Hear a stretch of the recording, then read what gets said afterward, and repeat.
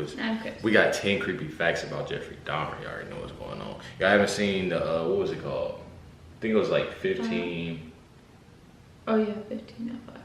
Yeah, it was like 15 facts about Jeffrey. It was something. About the Netflix. Yeah. That was true and false. Yeah, true and false, yeah. So make sure y'all go check that out. It'll be in the screen. You want to check that out. Make sure also go subscribe to Chris TV. You feel me? It's also on home screen as well as my description box. You already know what's going on. Let's get into reaction. I suppose it could have turned into a normal hobby like taxidermy, but it didn't. It veered off into this. Welcome to Watch Mojo, and today we're looking at 10 creepy facts about Jeffrey Dahmer. I guess I hope that he could be somebody that wanted to see a movie that I wanted to see. For this list, we're looking at some of the strangest details about the infamous Milwaukee serial killer. Bro was out of pocket Which of for these that. do you find the creepiest? Let us know in the comments.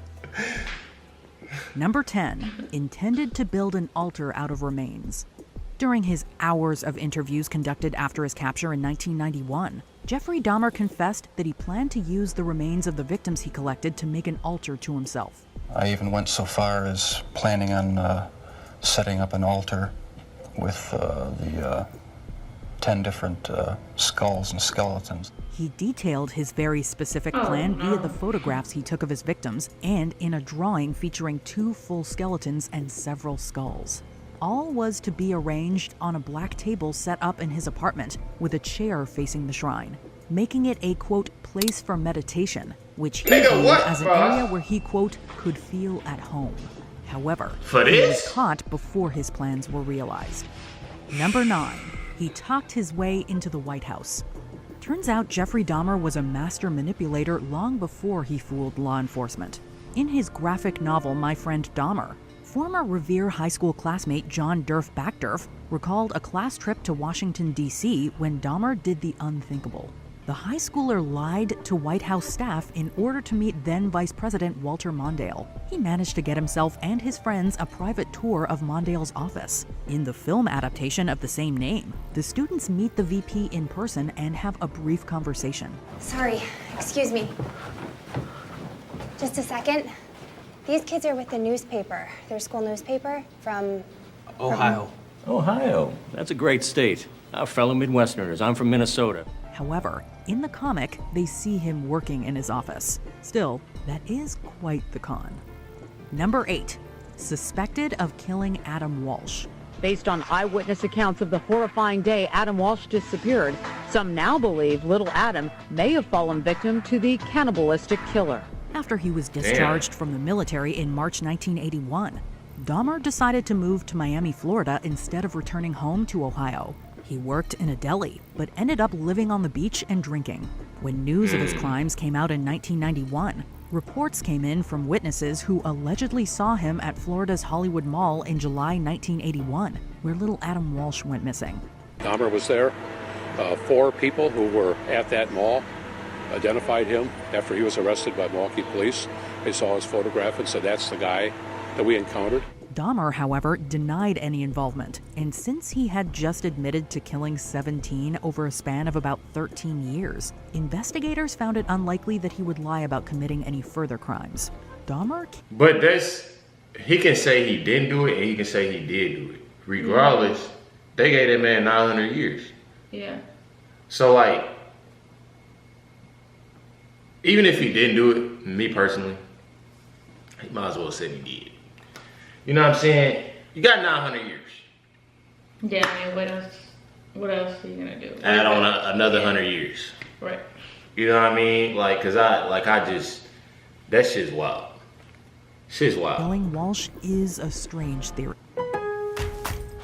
It's time to get your field game day ready. I don't even remember the last time I've been in those. Though. Number 7, planned his first attack at 16. As a teen, Jeffrey Dahmer fantasized about an attractive man he regularly saw jogging by his house every day.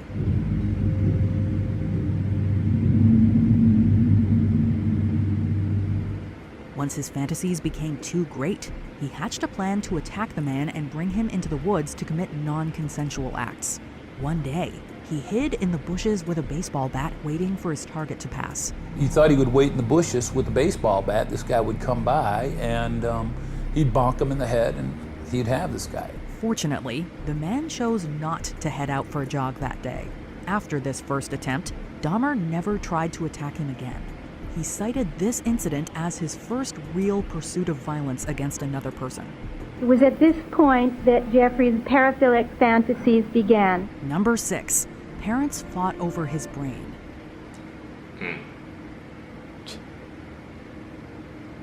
What? I didn't say a thing, did I? The bizarre and disturbing nature of his unspeakable crimes made Jeffrey Dahmer a particularly fascinating serial killer. Studying how his mind worked could potentially find an answer as to why he had these violent desires, making him an ideal subject in criminal psychology research. His mother, Joyce, shared the same view, and after his death in November 1994, she wanted his brain donated to scientists at California's Fresno State University for research purposes. We have a chance here, Lionel, to find out why he was... Crazy thing is, I wanted them to do this. I thought they was going to research his brain because I wanted to see what was like, how that is. You know what I mean? Yeah. Because I never knew that they could do that, something like that, especially back then. Right. He was. Was it something he was born with? Maybe there was some small tumor somewhere? Well, I think each of us has our own idea about why Jeff was the way he was, don't we? His father, Lionel, however, was against it, wanting to move on from the whole tragedy. The former married couple went to court over the matter, which ultimately resulted in his brain being destroyed. There were some scientists at Case Western Reserve that claimed they could tell why he acted like he did. And it's not possible with a dead person. Number 5, received a lot of money in prison. Believe it or not, there are many people in the world who idolize serial killers, and Jeffrey Dahmer was no exception. As seen in the Netflix series, he received fan letters with gifts and requests for drawings. Will you send me back, like, a drawing or something? And I sent you $5.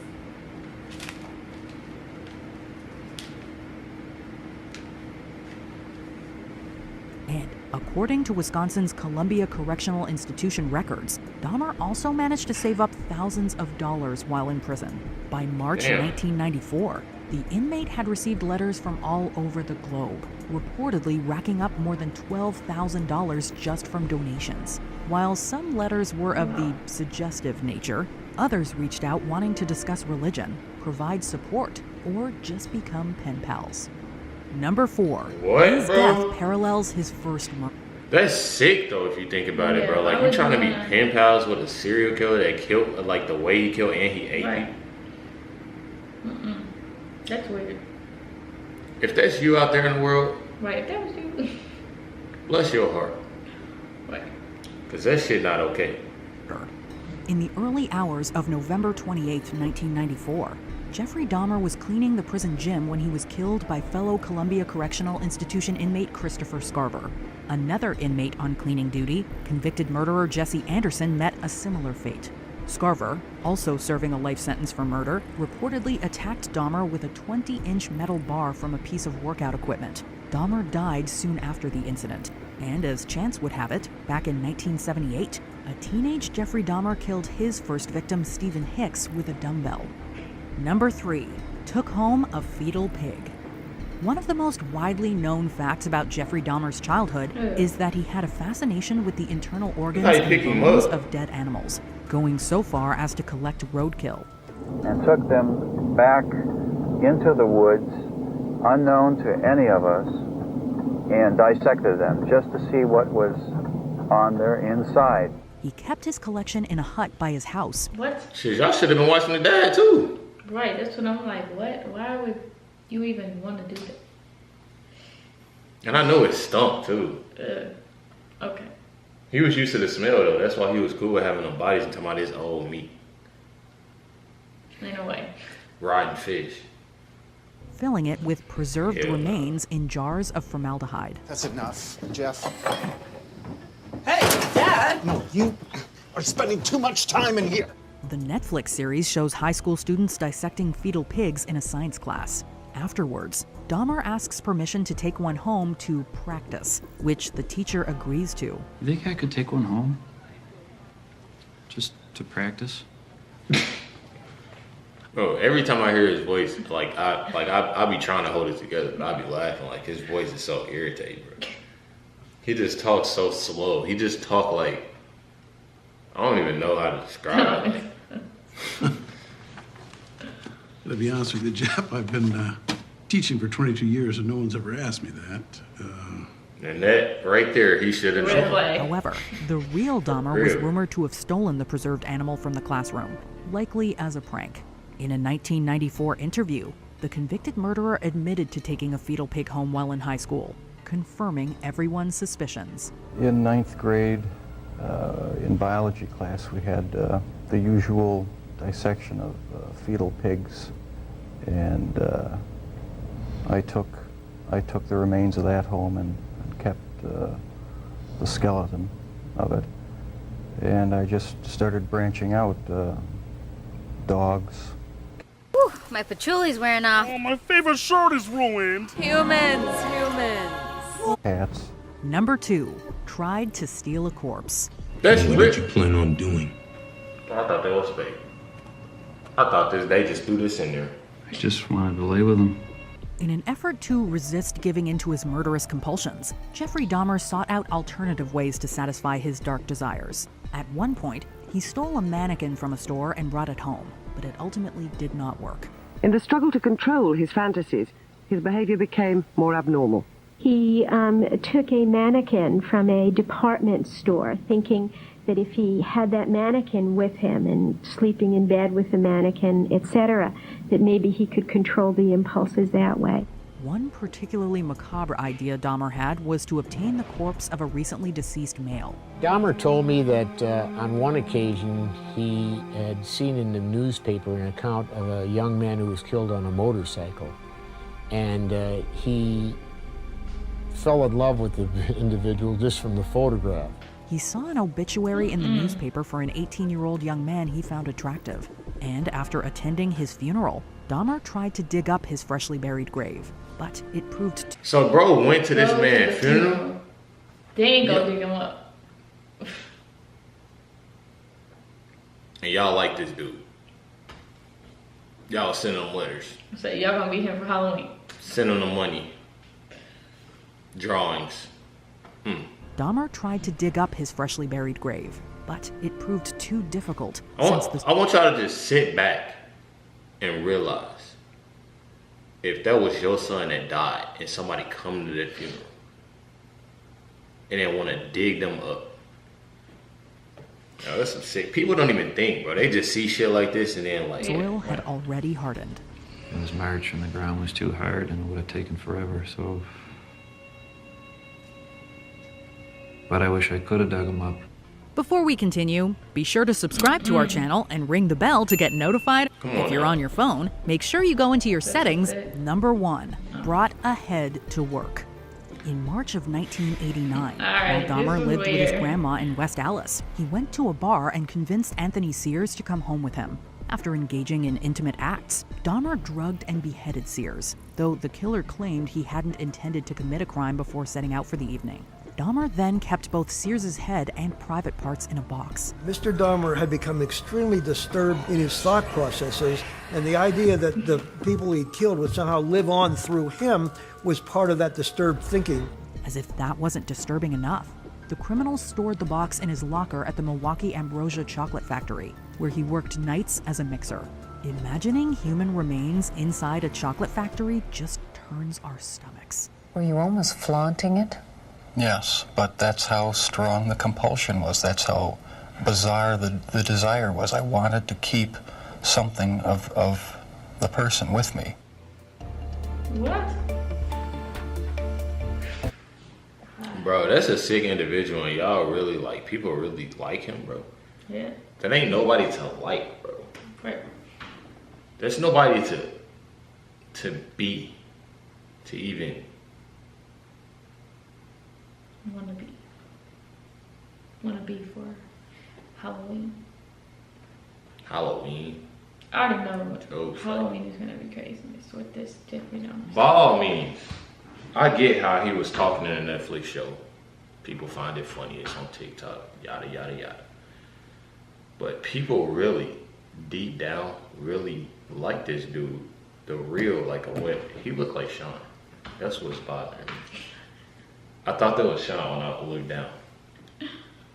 But, like, real talk, like, I don't know. That shit nasty. And people need to start realizing, like, this shit is, that's nasty.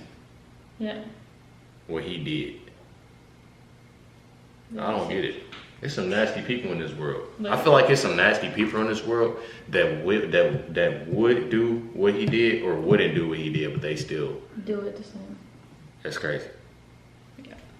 Hit that like button, subscribe. Any other Jeffrey Dahmer reactions we need to review, make sure y'all comment down below. Let us know with the link. Make sure y'all go get those views. Make sure y'all go subscribe to Chris TV. You feel me? It'll be in the home screen, description box below. You already know what's going on. Catch y'all next one.